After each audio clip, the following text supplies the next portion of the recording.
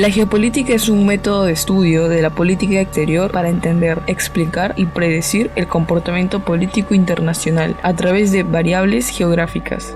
La geopolítica se centra en el poder político en relación con el espacio geográfico, en particular las aguas territoriales y el territorio terrestre en correlación con la historia diplomática. En cualquier Estado de Derecho que se aprecie como tal, las relaciones de poder político están reguladas por un sistema de normas. Se quiere con todo ello que el poder sea limitado o que este poder se conduzca por el derecho y, de esta manera, lograr predecirlo en su comportamiento. De tal forma que se logre contestar las siguientes preguntas. ¿Cómo va a actuar dicho poder? ¿A quiénes estará dirigido el mismo? ¿Dónde va a ejercerse? ¿Qué materias o temas van a ser reguladas con este? En el escenario geopolítico global, y ya no en el Estado internamente, el poder tiene un vínculo con el derecho, y las interacciones entre ambos son evidentes. Atrás han quedado los tiempos en los que los abogados estaban atrapados en el microcosmos de la legislación nacional y ajenos al resto del planeta, como si habitaran en un país independiente y controlable, desconectado del universo real, del mundo globalizado en el cual la interdependencia es la regla y no la excepción. En pocas palabras, en geopolítica internacional no hay límite de poder o alguien que lo controle. Es de esta manera que duramente, décadas después de la Guerra del Pacífico, Perú, Chile y Bolivia se han enfrentado en distintas contiendas diplomáticas. Por una parte, el temor más grande de Chile es que Perú y Bolivia terminen creando un solo estado, o que los peruanos elijan su primer Pachacútec, aunque por el momento tal político no exista, o que finalmente Perú termine superando Chile.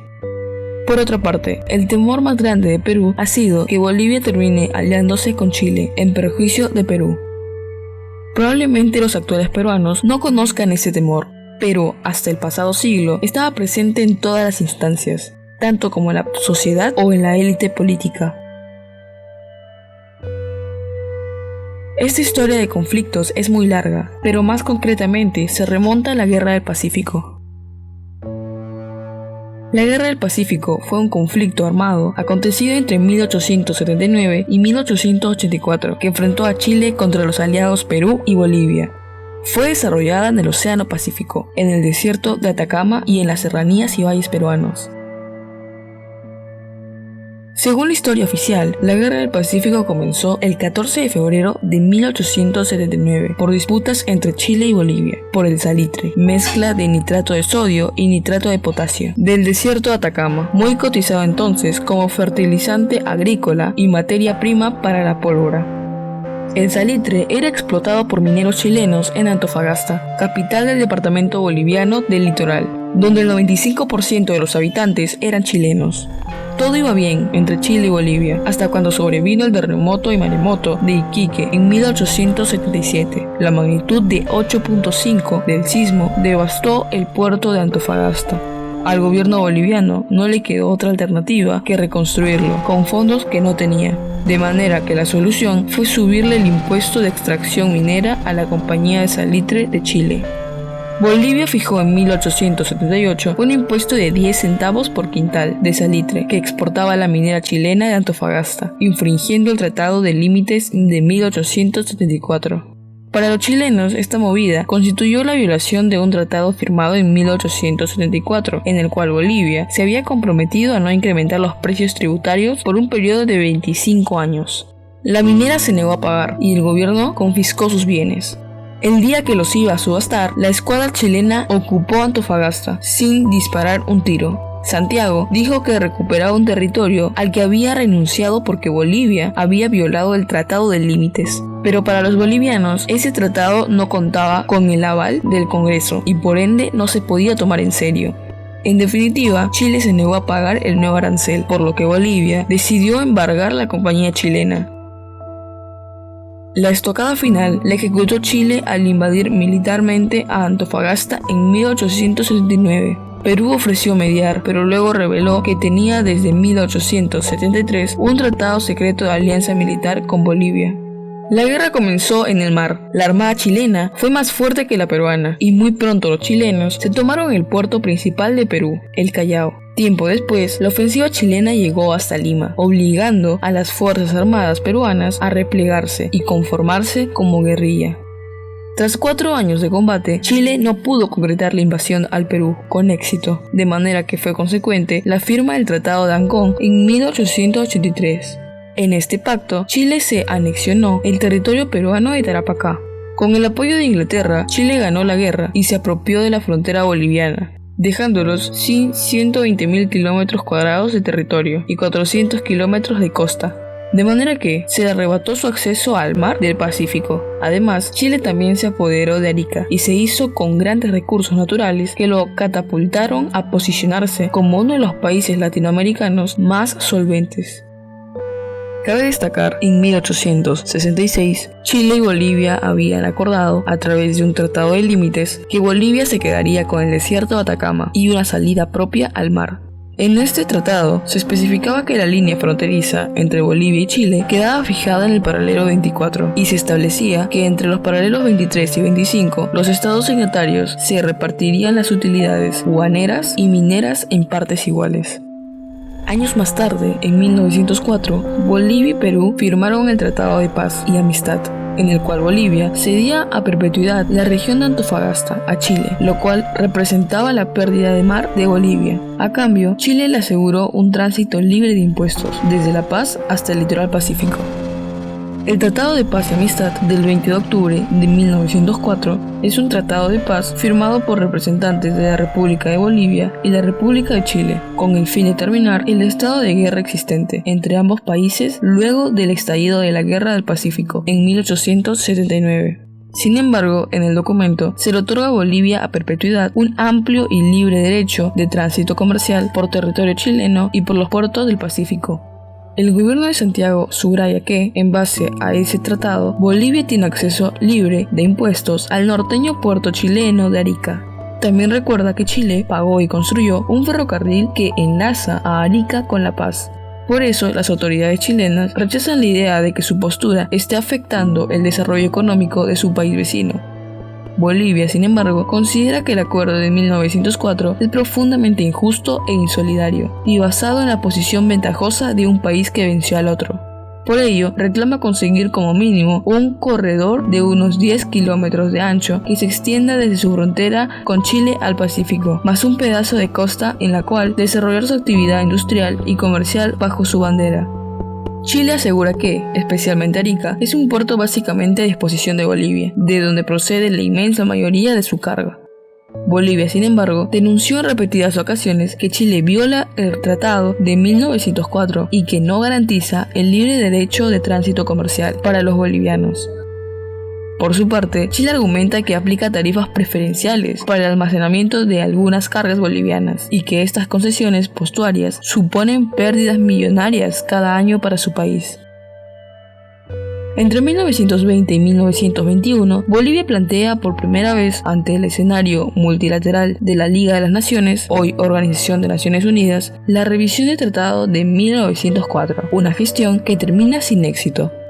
En 1950, los gobiernos de Chile y Bolivia intercambian notas planteándose iniciar un proceso de negociación para resolver la reclamación boliviana a través de un corredor al norte del puerto de Arica. En 1962 ocurre la ruptura de relaciones diplomáticas entre Bolivia y Chile, porque este último desvía las aguas internacionales del río Lauca. El 8 de febrero de 1975, los generales Hugo Banzer y Augusto Pinochet se reunieron en la estación de Charaña, en territorio boliviano, para dialogar sobre la mediterraneidad de Bolivia y las relaciones diplomáticas con Chile. En el encuentro, Banzer y Pinochet se dieron el abrazo de la paz y acordaron una salida al mar para Bolivia a través de la frontera septentrional de Chile con Perú. Ese día también se restablecieron las relaciones diplomáticas entre ambos países, suspendidas desde 1962. Banzer puso el tema de la mediterraneidad como prioritario en la relación entre ambos países, y Chile lo consideró. Fue el propio Pinochet quien propuso formalmente la idea de crear un corredor hacia el Pacífico.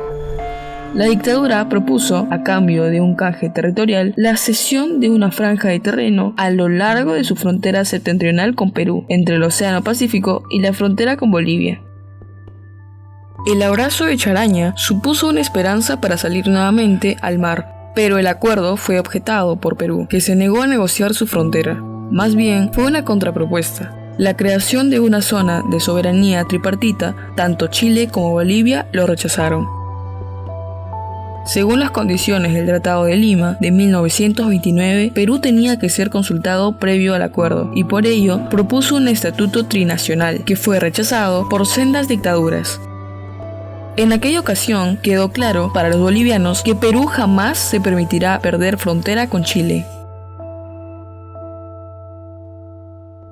Las negociaciones continuaron, pero concluyeron abruptamente en marzo de 1978, con la decisión de Bolivia de interrumpir nuevamente sus relaciones diplomáticas con Chile, ante la negativa del gobierno chileno de eliminar de su contrapropuesta la idea de canje territorial, que se había vuelto inmanejable para el gobierno boliviano.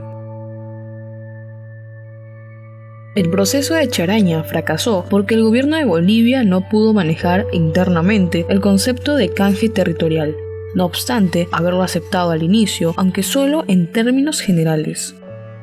Proceder a un canje territorial hubiera significado obtener una salida al mar como producto de una transacción y no de una reparación histórica, lo que no era aceptable para un sector creciente del pueblo boliviano. Y Banzer se vio en la obligación política de suspender nuevamente las relaciones diplomáticas con Chile, situación que se mantiene hasta el día de hoy.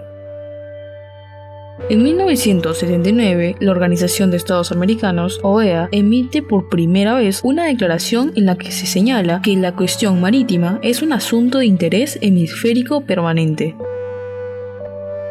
En 1992, los presidentes de Bolivia, Jaime Paz Zamora, y de Perú, Alberto Fujimori, firman un acuerdo por el que Perú concede a Bolivia una salida al Océano Pacífico por el puerto de Hilo, hasta hoy sin uso. En 2001, los dos países negocian sobre un proyecto para exportar gas natural boliviano a través de puertos chilenos hacia Estados Unidos.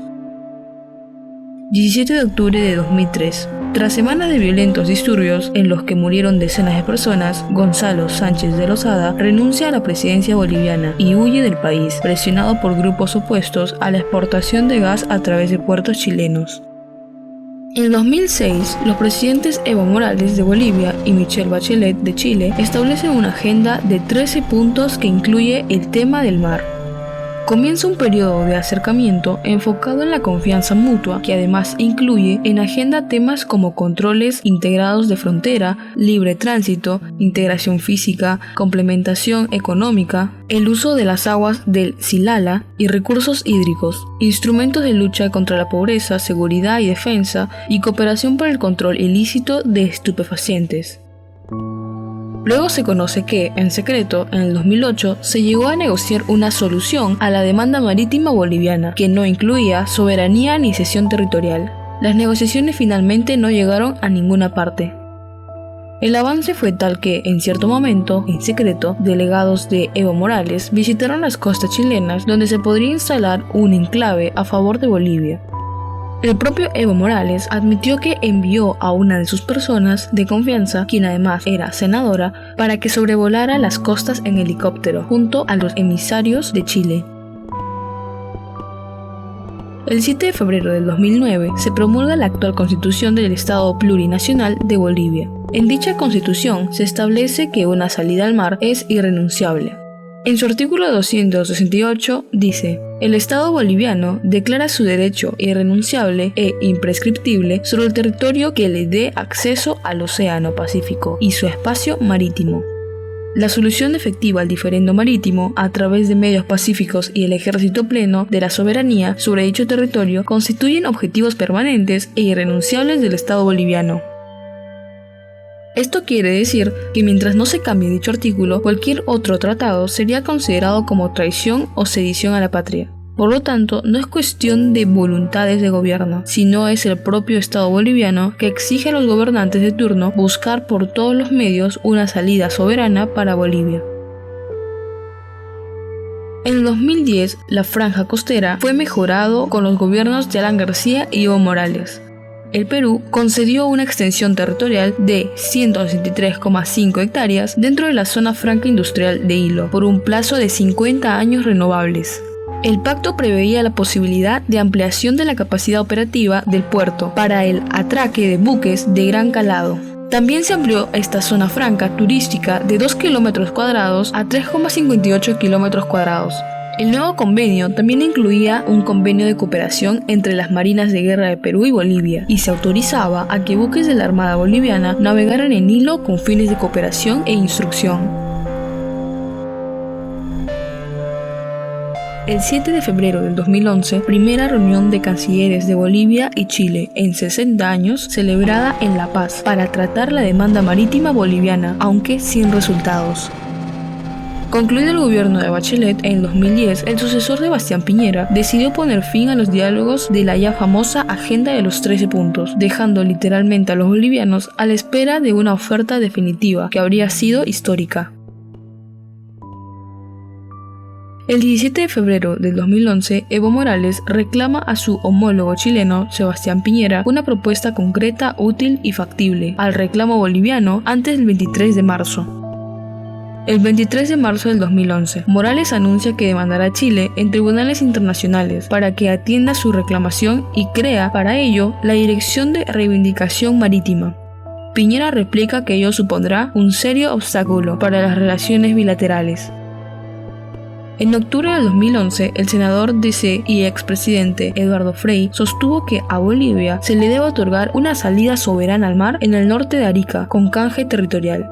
Durante el lanzamiento del libro Un futuro común, Chile, Bolivia, Perú, del exministro PPD Sergio Vittar, Frei analizó las relaciones bilaterales con La Paz y Lima. Sobre Bolivia, manifestó que no es raro que a menudo se produzcan gestos inamistosos. Mandatarios bolivianos usan el tema de la mediterraneidad cuando se ven enfrentados a problemas internos. No hay que ser muy agudo, no se va a conformar nunca con un enclave que no tenga soberanía, sostuvo Frei, quien añadió que una manera de lograr algo verdadero es darle una salida soberana a Bolivia, al norte de Arica y con canje territorial. El 28 de septiembre del 2012, Chile y Bolivia protagonizaron un intenso intercambio en la Asamblea General de Naciones Unidas sobre la aspiración boliviana de recuperar un acceso al mar y la interpretación jurídica que cada país hace de la cuestión. El 25 de enero del 2013, 3 soldados rasos bolivianos son detenidos por la fuerza policial chilena, acusados de entrar en territorio de ese país portando un fusil FAL, caso que crispa aún más las ya tensas relaciones bilaterales. El 28 de enero de 2013, Piñera y Morales vuelven a polemizar sobre la demanda boliviana en la cumbre de la Comunidad de Estados Latinoamericanos y Caribeños, CELAC, celebrada en Santiago. El 14 de febrero de 2013, Morales recuerda los 134 años del inicio de la Guerra del Pacífico y declara héroes del mar a los 3 soldados presos en Chile, que replica que el asunto es judicial y se resolverá en el marco del Estado de Derecho vigente en el país. El 1 de marzo del 2013, la justicia chilena resuelve sin necesidad de un juicio el caso de los 3 soldados bolivianos, que retornan ese mismo día a su país. El 4 de marzo del 2013, Morales condecora a los 3 soldados que estuvieron presos durante un mes en el norte de Chile y los asciende al grado de cabos. El 20 de marzo de 2013, Morales y 5 expresidentes bolivianos se reúnen en La Paz para definir una nueva política de Estado para exigir a Chile la restitución de la salida soberana al Pacífico. El 23 de marzo del 2013, Bolivia anuncia que presentará en la Corte Internacional de Justicia de La Haya una demanda contra Chile para reclamar la reintegración de su salida al mar. El 28 de marzo del 2013, Morales inaugura un criadero de truchas en la frontera con Chile para aprovechar las aguas de la región de Silala, que también son motivo de controversia con Santiago. El 1 de abril de 2013, Piñera anuncia que su gobierno defenderá con firmeza la soberanía chilena ante la posible demanda boliviana, tras una reunión con representantes políticos de su país. El 3 de abril de 2013, el gobierno boliviano designa al expresidente Eduardo Rodríguez Belcé como embajador plenipotenciario para interponer la demanda contra Chile ante la Corte Internacional de Justicia de La Haya. El 9 de abril del 2013, el gobierno chileno revela que desde hace 2 años ya tiene un equipo jurídico para el caso de que Bolivia plantee ante la CIJ su demanda marítima. El 19 de abril de 2013, el equipo boliviano, que presentará el próximo 24 de abril la demanda en la CIJ contra Chile, viaja a La Haya para iniciar reuniones con sus asesores. En junio del 2015, Evo Morales logró el apoyo de Ollanta Humala, que respaldó en una cumbre bilateral la reclamación de Bolivia, y Bachelet reaccionó con dureza. Se reunieron en Puno, a orillas del lago Titicaca, Morales y Humala, en una cumbre bilateral, y al finalizar, emitieron un comunicado en el que el peruano daba un respaldo clarísimo a la salida del mar de Bolivia, un asunto que está generando una gran simpatía en todo el continente, y ha sido apoyado por el expresidente uruguayo José Mujica. La nota señalaba que Perú mantiene su más amplio espíritu de solidaridad y comprensión en relación a la situación de mediterraneidad que afecta a Bolivia. En ese contexto, los mandatarios reafirmaron la significación de las normas de derecho internacional y de los principios consagrados en la Carta de las Naciones Unidas, en particular el rechazo a la amenaza o al uso de la fuerza y la solución pacífica de controversias. Morales, enseguida, tradujo políticamente ese apoyo expreso. A nombre del pueblo boliviano, debo expresar una enorme satisfacción al pueblo peruano y al presidente Humala por la solidaridad y el respaldo al tema del mar, que es una reivindicación del pueblo boliviano. En esa ocasión, los medios chilenos señalaron que Humala solo tenía un 17% de aceptación, mientras que la primera dama, Nadine Heredia, tiene un 15%. Los diversos escándalos por financiación de su campaña y los gastos de su esposa y la crisis por la revuelta campesina contra una explotación minera en la zona de Tía María han llevado a Humala a una situación complicada. Todo habría llevado al entonces presidente del Perú a sumarse a la contienda de Bolivia. De hecho, dando como los periodistas, políticos y organizaciones, sostiene que a todos los gobiernos se acusan entre sí de utilizar el asunto de la salida de mar de Bolivia para desviar la atención de sus problemas internos. El 25 de septiembre de 2015, el diario El Libro publicó un informe llamado «Los políticos chilenos que han apoyado una salida soberana al mar para Bolivia». El diario nos dice: en 2003, Guillermo Teillier era partidario de que Chile buscara una solución definitiva en la situación. El presidente del Partido Comunista se refirió a eventuales irregularidades de la Universidad de Arcis de Bolivia, sin escudarse bajo el concepto de la soberanía. Otro que ha abogado públicamente por una salida al mar para Bolivia es el ex candidato Marco Enríquez Ominami. En una de esas visitas, el 24 de octubre de 2014, dijo que soñaba con un mar que nos una y que no nos divida. Un mar con soberanía para Bolivia es perfectamente posible. Y en febrero de ese mismo año, desde la Casa de Gobierno boliviana, señaló que Chile tiene que pasar a ponerle algo a Bolivia. Creo que hay condiciones de sobra para ir más lejos sobre el mar y convocar a Perú a una mesa tripartita. El diario también nos dice: apenas un año antes de la intervención de Enríquez Ominami, el actual ministro de Defensa, José Antonio Gómez, se pronunció en la misma línea. Corría marzo de 2013 y el entonces senador del Partido Radical trabajaba en su candidatura presidencial. Con ese telón de fondo, concedió una entrevista a TVN en la que sostuvo: a Bolivia hay que darle una salida al mar, incluso con soberanía, aunque aclaró que el corredor no podía cortar el territorio nacional en dos. El senador del MAS, Alejandro Navarro, también se ha manifestado a favor de dar una salida al mar para Bolivia. En 2011, por ejemplo, dijo que el acceso al mar para Bolivia es un imperativo ético, y Alejandro Navarro, senador del MAS, que seguramente terminarán materializando las nuevas generaciones, cuando la soberanía no estará dada por los hitos y los controles limítrofes, sino por el cuidado del medio ambiente, de los recursos naturales y la tuición efectiva que cada pueblo tenga sobre ellas, en beneficio de su bienestar común.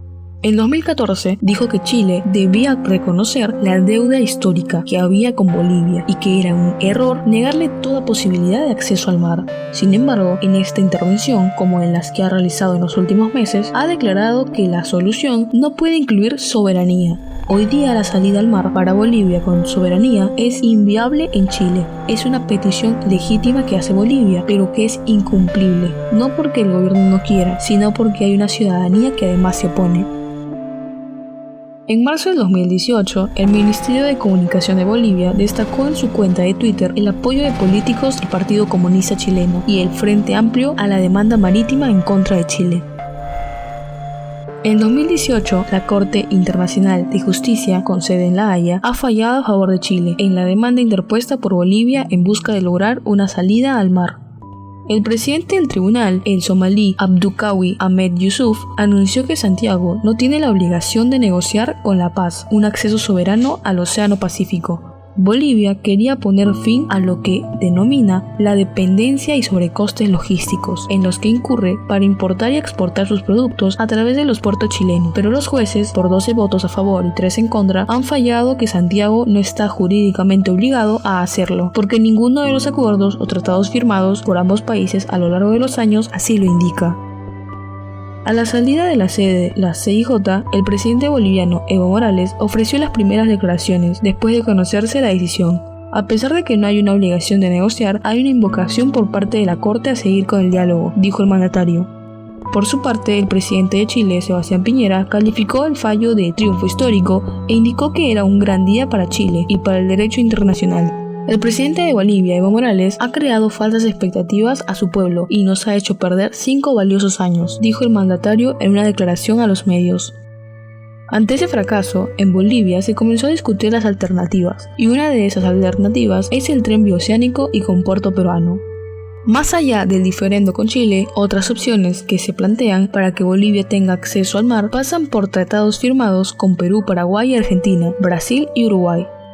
El proyecto del tren bioceánico, ideado para conectar los puertos de Santos, Brasil e Hilo, Perú, a través de Bolivia, es una línea ferroviaria de un total de 3.858,70 kilómetros de longitud. Sin embargo, se encuentra parado desde la asunción del presidente brasileño Jair Bolsonaro y la dimisión del boliviano Evo Morales, afirmó el ministro de Transportes Edmundo Trujillo. En los primeros meses del 2021 se informa que la carga boliviana en el puerto de Hilo, Perú, aumentó en 91.29% entre enero y abril de este año, frente al similar periodo de la pasada gestión. En términos de volumen, se llegó a 51.795 toneladas, frente a 27.076 toneladas del primer cuatrimestre del 2020. Desde 2018, el transporte de carga en tránsito a Bolivia a través de este puerto peruano aumentó de forma considerable, desde la llegada de los 2 primeros barcos que trajeron 22.097 toneladas métricas, volumen que ya el primer cuatrimestre de la presente gestión fue superado alcanzado las 51.795 toneladas métricas de importación. Así, desde 2018 hasta abril de 2021, el movimiento de carga boliviana a través del puerto peruano llegó a más de 200.000 toneladas métricas. Todo este movimiento de carga implicó la movilización de más de 8.000 camiones bolivianos, transportando bienes en tránsito de Bolivia y el trabajo de agentes navieros, para que esta labor tenga un efecto multiplicador y posibilite una gestión de desarrollo logístico en beneficio del comercio exterior. El 28 de junio de 2019 se realizó el Foro de Sao Paulo, en Caracas, Venezuela. Emitieron una declaración donde abordaron todos los tópicos hablados y en los que se incluyó el apoyo a la demanda marítima de Bolivia contra Chile. Apoyar el derecho al retorno soberano de Bolivia al Océano Pacífico en el marco de un nuevo tiempo donde el diálogo entre los pueblos chileno y boliviano construyan un acuerdo solidario que permita a Bolivia el acceso a un mar para los pueblos, que pueda dar mejores días a la población facilitando la explotación de los recursos marítimos, la exportación de productos orgánicos y el encuentro con las culturas de todo el mundo a través de un puerto soberano, expresó la conclusión del encuentro en uno de sus puntos. El diputado del PC Boris Barrera firmó, junto al senador del PRO Alejandro Navarro, la declaración final donde apoyan la demanda boliviana. El Partido Comunista le había entregado su respaldo a Chile con su última participación en la Corte Internacional de La Haya. El respaldo del PC llamó la atención, debido a que en el último encuentro que tuvo Chile con Bolivia en la Corte Internacional de Justicia de La Haya, el partido respaldó la posición chilena, la que finalmente se impuso en el tribunal. El triunfo es categórico, pero el diálogo para una solución debe continuar. Chile debe abrirse a negociaciones, había expresado el timonel Guillermo Teillier por aquel entonces. El 2 de septiembre de 2020, Daniel Jadue, alcalde de Recoleta y posible figura presidencial de la oposición, se mostró a favor de otorgarle a Bolivia una salida al mar, mediante un corredor en la frontera de Chile con Perú. Esto lo planteó en una transmisión en vivo. Sus palabras fueron: "Yo estoy dispuesto a resolver el problema porque la relación con Bolivia hay que plantearla mirando no 200 años para atrás, sino que 200 años para adelante". Para este acuerdo, Bolivia tendría que ofrecer beneficios a cambio, tales como el suministro de gas y otros. Yo me imagino a Chile peleando por el tema marítimo, además que nosotros, para poder enfrentar el tiempo que viene, necesitamos una Latinoamérica unida, señaló el jefe comunal de Recoleta. Al ser consultado sobre qué beneficio obtendría Chile al ceder territorio, señaló: se puede discutir, Chile podría ganar gas, agua y riqueza suficiente y necesidades suficientes como para discutir una contraprestación que sea beneficiosa para los dos países. Como todos sabemos, Chile no tiene obligación de negociar según la Haya, pero la Constitución boliviana fija el acceso soberano al Océano Pacífico como un objeto de Estado.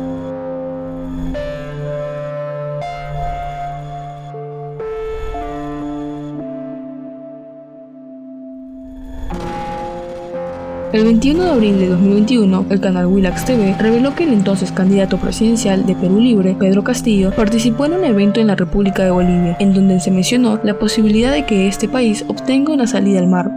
Estamos con el compañero del Perú, de Puno, con el compañero César Tito, y estamos con el compañero José Pedro Castillo, dirigente nacional del Perú. Si nuestros presidentes, nuestros gobernantes, no pueden solucionar el tema marítimo, nosotros sí podemos hacerlo, así que devuélvanos nuestro mar, indicó uno de los dirigentes de la reunión. Ante ello, el público asistente comenzó a gritar entre palmas: mar para Bolivia, mientras que Pedro Castillo mostraba su conformidad con la expresión.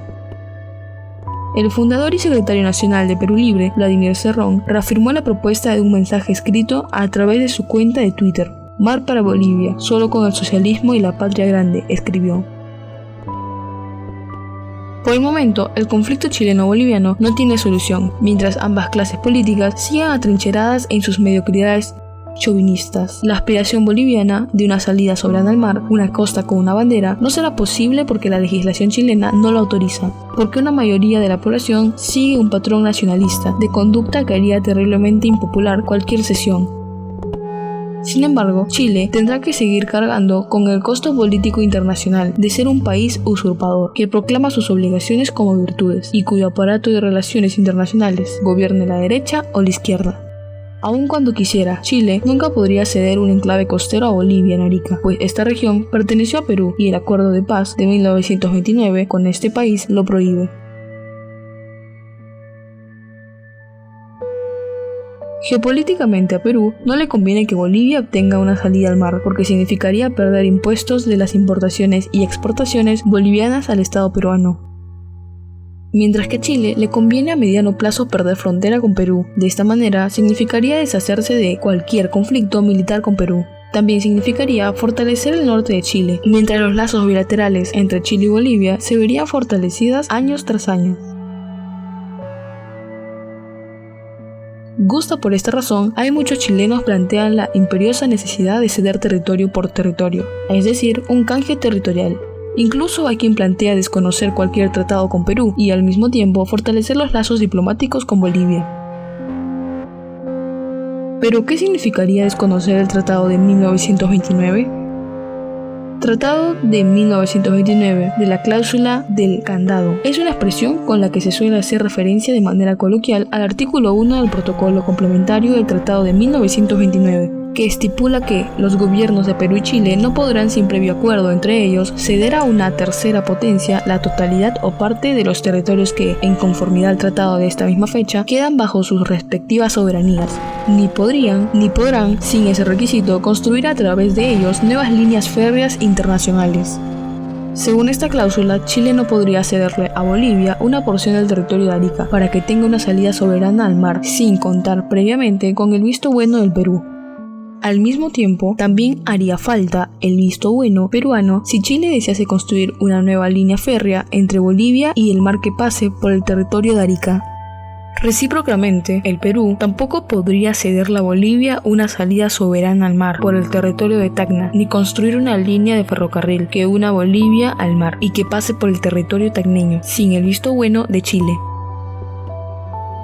Por otra parte, la cuestión política, si Pedro Castillo acepta perder frontera con Chile, con total seguridad sería su muerte política, por un gran sector de la población que no aceptará perder frontera con Chile. Ya puedo imaginarme marchas en todo el país, día tras día, hasta que finalmente Castillo sea vacado, y con total seguridad el nuevo gobierno se vería obligado a retractarse. El costo político no solo sería interno, sino también con Bolivia y Chile.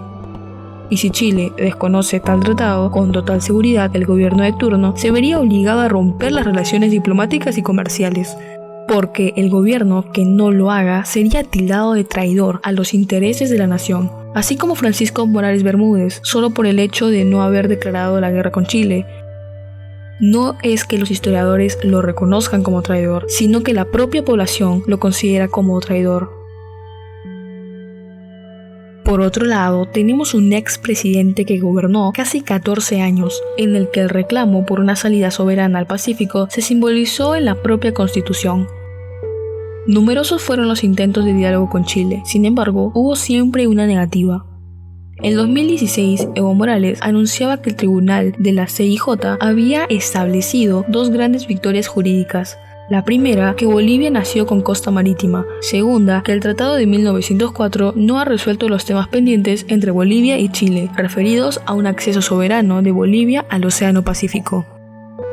En octubre del propio 2018, Evo viajaba a La Haya para presenciar el fallo de la CIJ, la que dictó su sentencia descartando la obligación de Chile para negociar con Bolivia una salida al mar.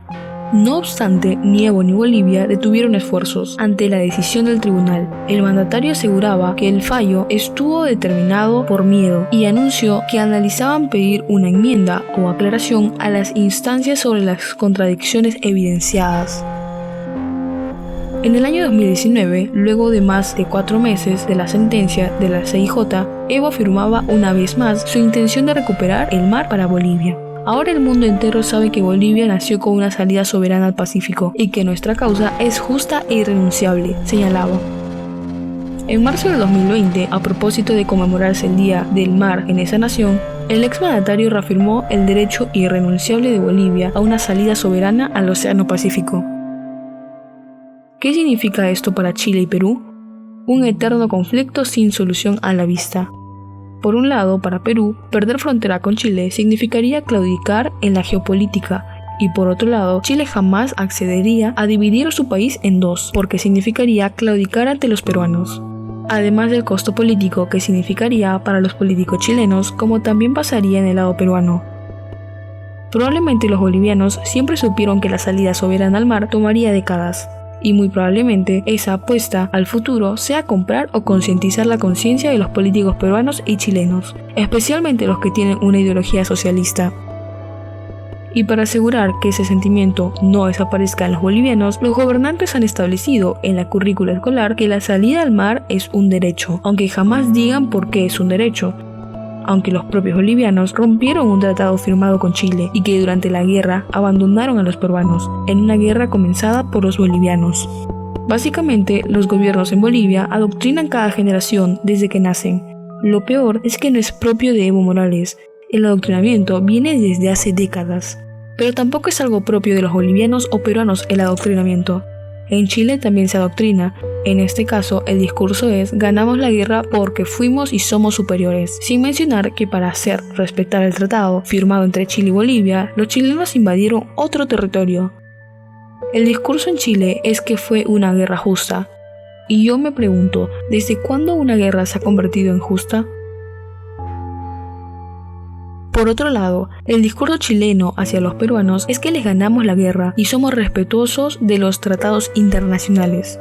Y un peruano al escuchar esos discursos dice: muy bien, hay que declararnos la guerra, y Chile no respeta los tratados internacionales, especialmente por Tacna. Para ver que los tres países adoctrinan a los jóvenes desde la adolescencia, solo tienen que buscar en YouTube algún reportaje.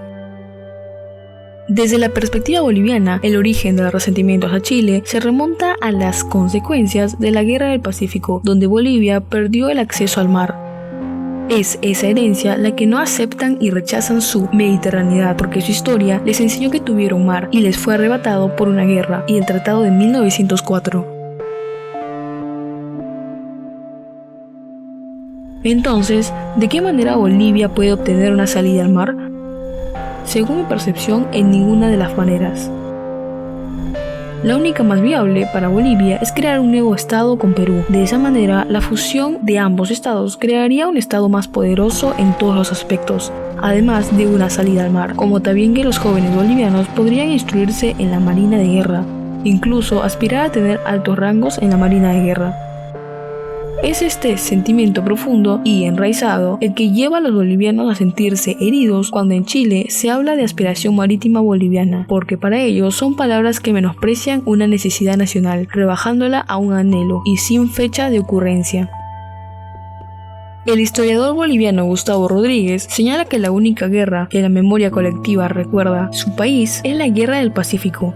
Agrega además que los manuales de historia boliviana contienen interpretaciones que alimentan los deseos de obtener una salida al mar y le otorgan a Chile una imagen negativa. Es así como una obra de historia de Bolivia de amplia difusión, uno de sus autores es el expresidente Carlos Mesa, asevera que la legitimidad de los derechos de Bolivia sobre el litoral pacífico está fuera de duda, y añade que Eduardo Avaroa, el defensor de Calama, es el hombre convertido en emblema de la nación, y de Chile se dice que defendía los intereses del capitalismo inglés.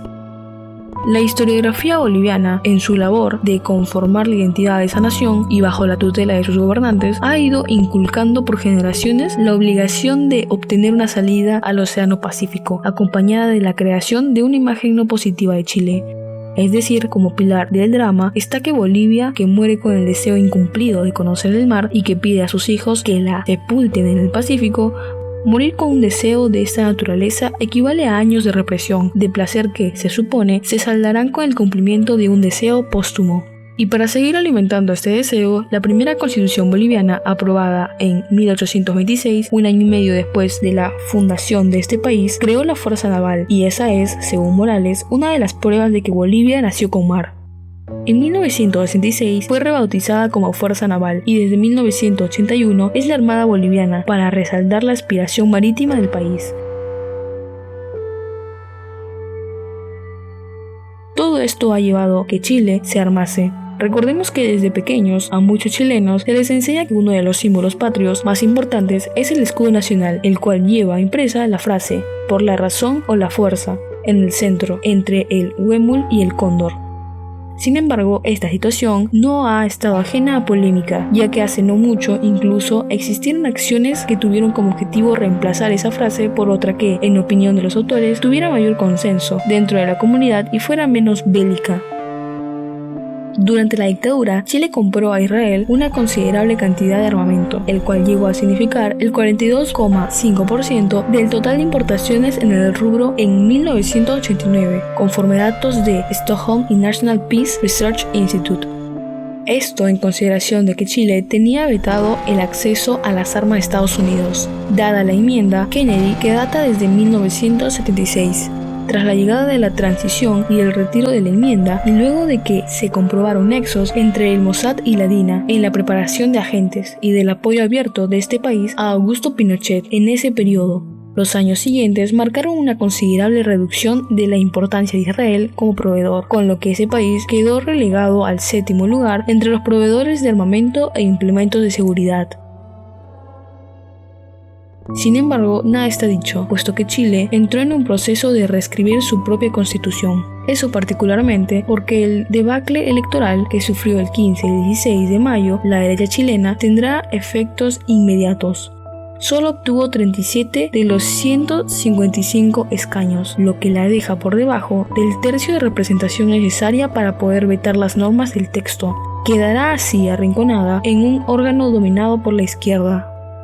La derecha sufrió también una gran derrota en las otras dos elecciones. La primera es en las municipales. Perdió unas 50 de las 345 alcaldías y bajó en número de concejales.